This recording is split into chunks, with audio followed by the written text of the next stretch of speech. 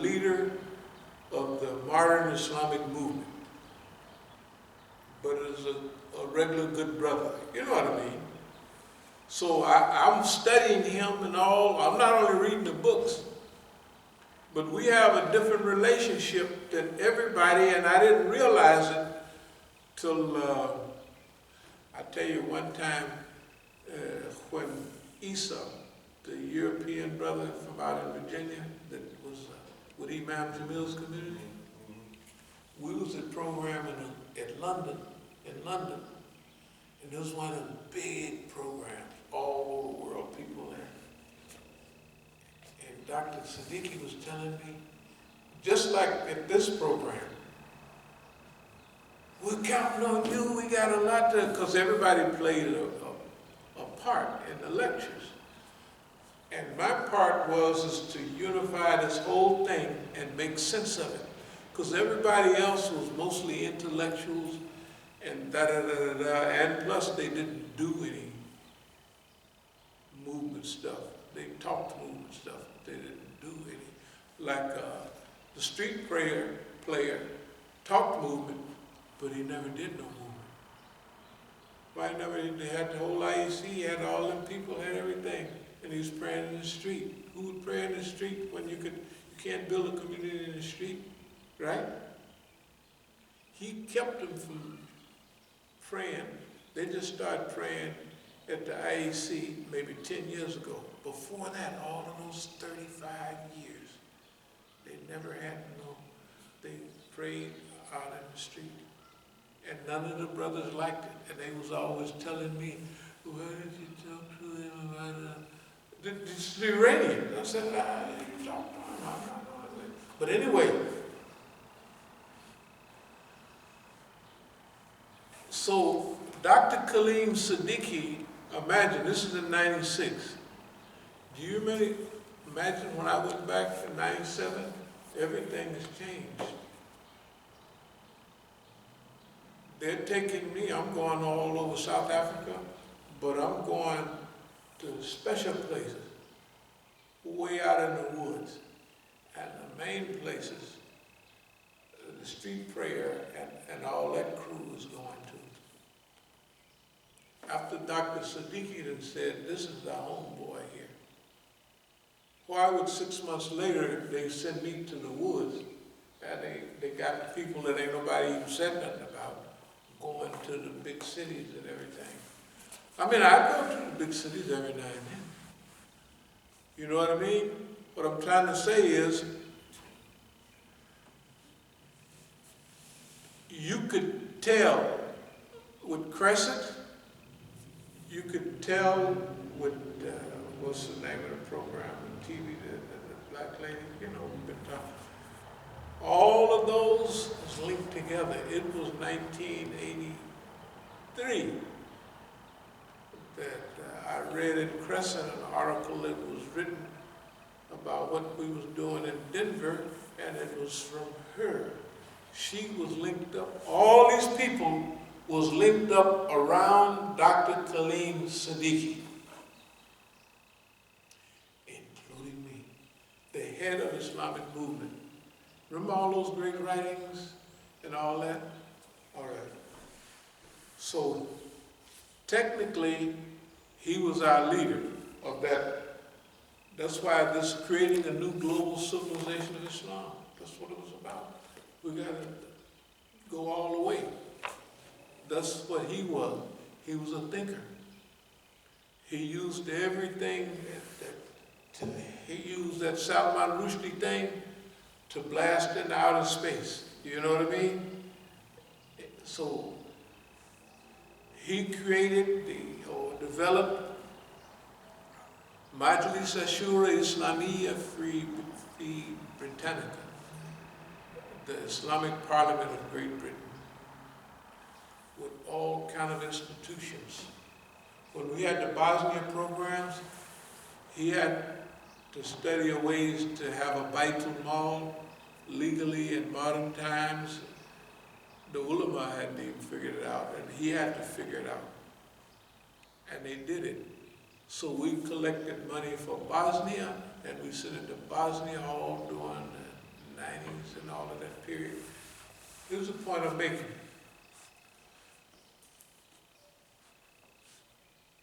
There is a crew that is revolutionary. Here, most of the good ones went back home. Most of the good ones went back home. There's a crew that I start smelling. I tell you what, remember the article, the lecture I gave? It had 1990 wrote on it, and it had politics is like a sewer. Okay. Diplomacy. Right. Diplomacy is like a sewer. And when you come back from working in the sewer, you don't smell yourself, but everybody else. That was in 1990. That was less than a year after Imam Khomeini died. I was smelling this all over. When he was alive, everybody had to have a certain amount of unity. They had to pretend or what have you. As soon as he passed away, they start, a lot of stuff you see here now, anti-Walayati Faqih right here in the U.S. right now. It started then. It started in the Daftar. I could see and I could smell the difference already. You know, if I gave a lecture about it a year later, I done already, you know what I mean? And it's just like what we said then. Dr. Karazi was up in New York. He was the head of the UN mission there. And I gave a talk up there in 1990, and I ain't been back since. Why?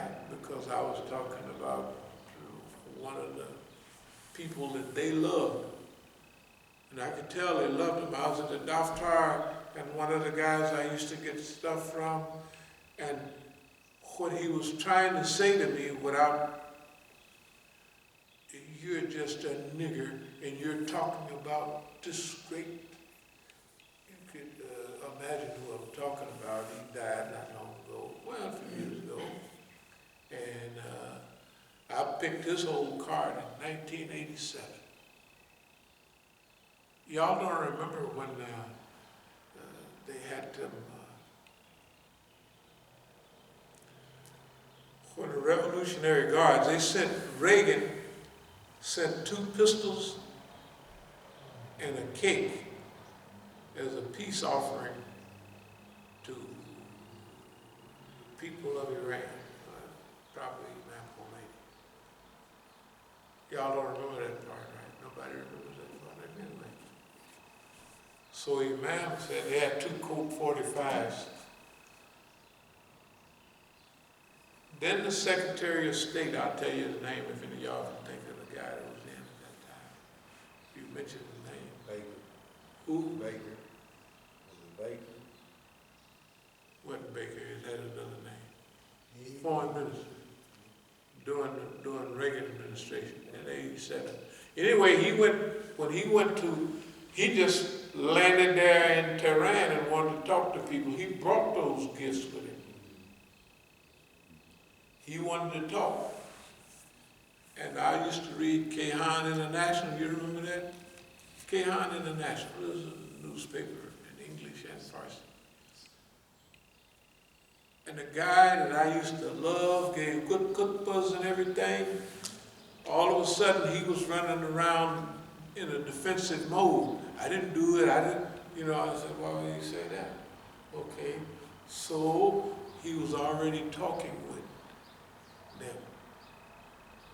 Just like it was a crew already talking to Iranians way back when.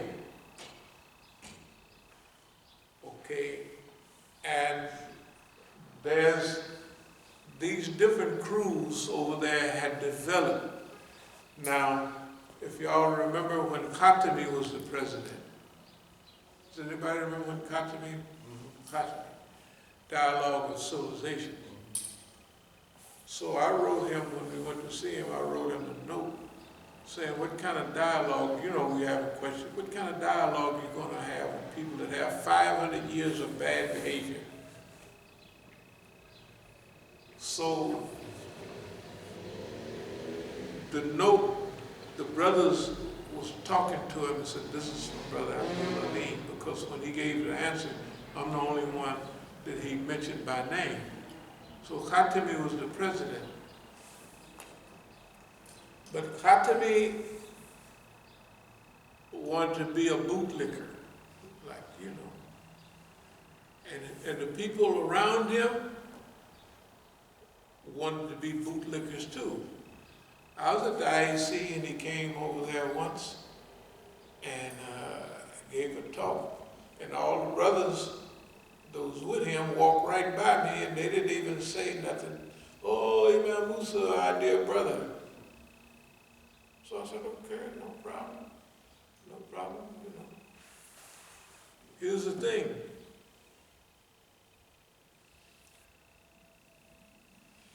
There's something that had developed, and I was telling them you can't do that. You have to be, or be like you were pretending during the time of Imam. It was all on the same line, Khat al-Imam. You can't have, which is almost impossible, you can always have different peoples of different trends. But you can't have where your trend is more important than Walayati Faqih. You can't have it where your program is more important. It's more important than the whole system of the Islamic Republic of Iran. You can't do that. Okay, I'm going to jump a little to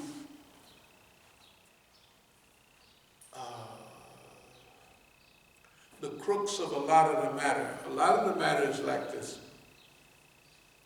Just the last several weeks, when Zarif, not Khatami, whatever the president's name is now. Rouhani. And I knew even the Iranian lawyer in California on a misdemeanor. When I was in court, they'd have a whole court, the whole would pack. This guy is here. All of you public defenders go and watch this, and they'd be in there taking notes. They was in there taking notes, all of them, on a misdemeanor.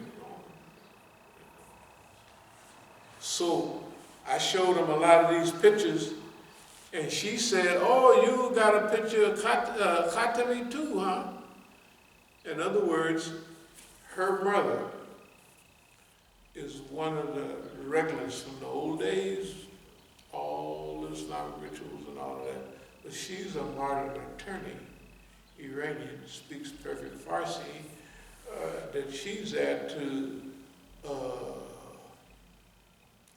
kind of inform them of where I'm coming from. So when she's reading the article, she done took pictures of the article. I mean, this is the job, to study this and to fill them in. Okay, so now, here we are in modern times, right up to date. So, what has come to is this.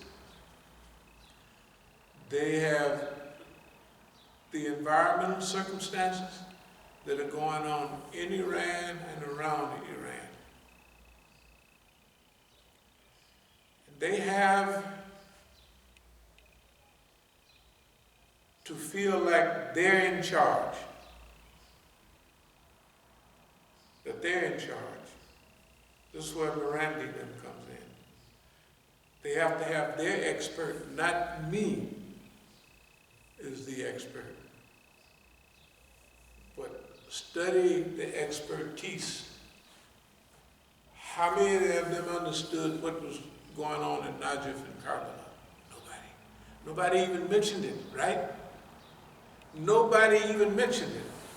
So, up to a couple of years ago, they got it down that, okay, we got this foreign ministry thing.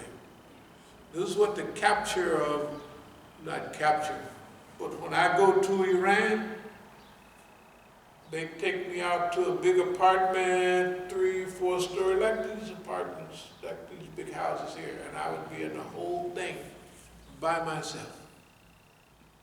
Starting in 2008 and 9, right?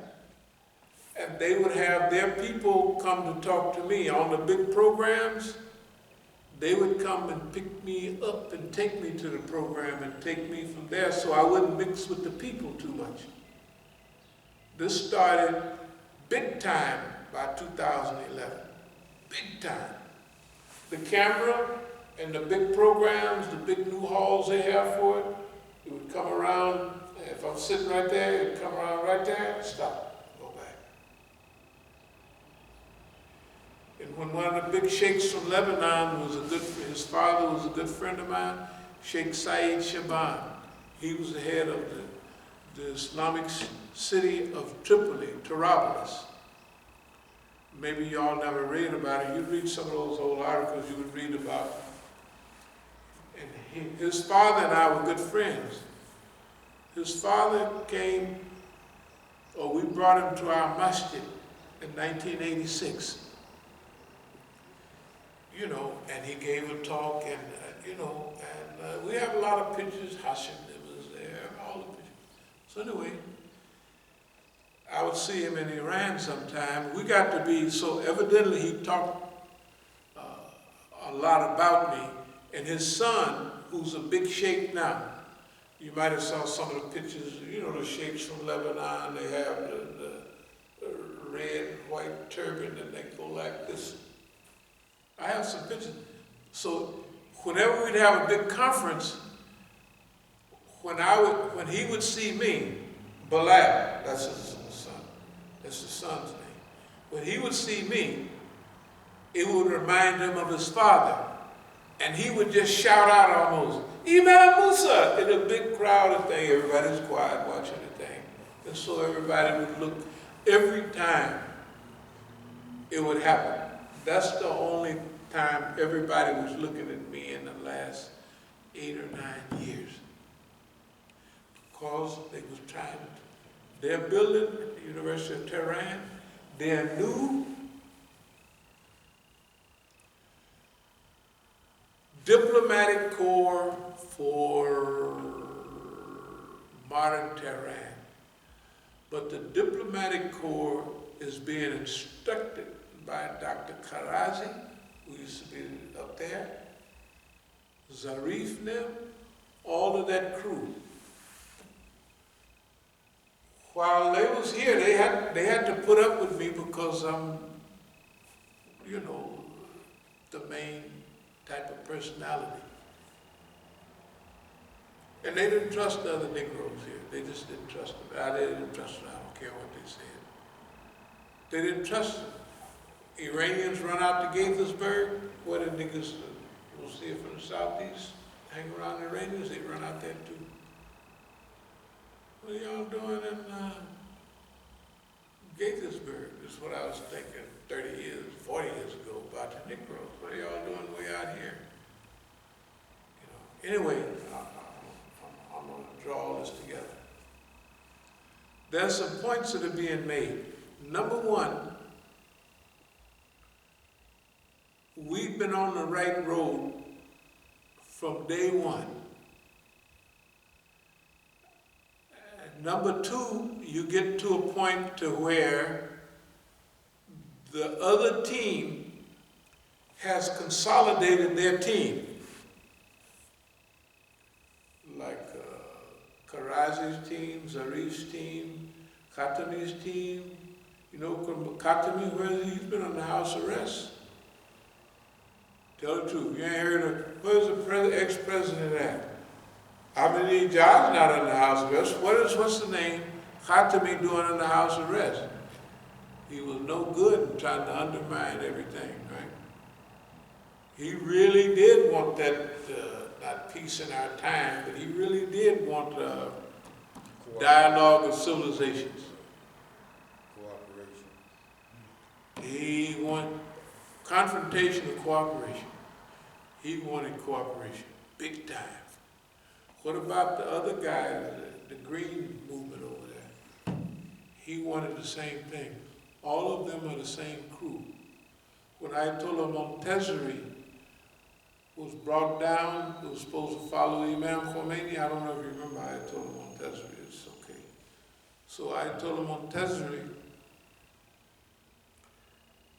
he was going to inherit this position of Imam Khomeini. Before Imam Khomeini died, he was brought down. All those handkerchief-head Iranians was on his team, and they had a crew. See? They had a crew then, and they got the crew now. They got their crew now.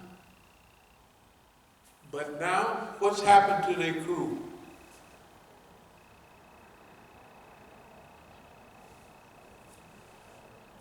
The last nail in the coffin was the interview that Zarif gave when he was talking about Agha Soleimani, right?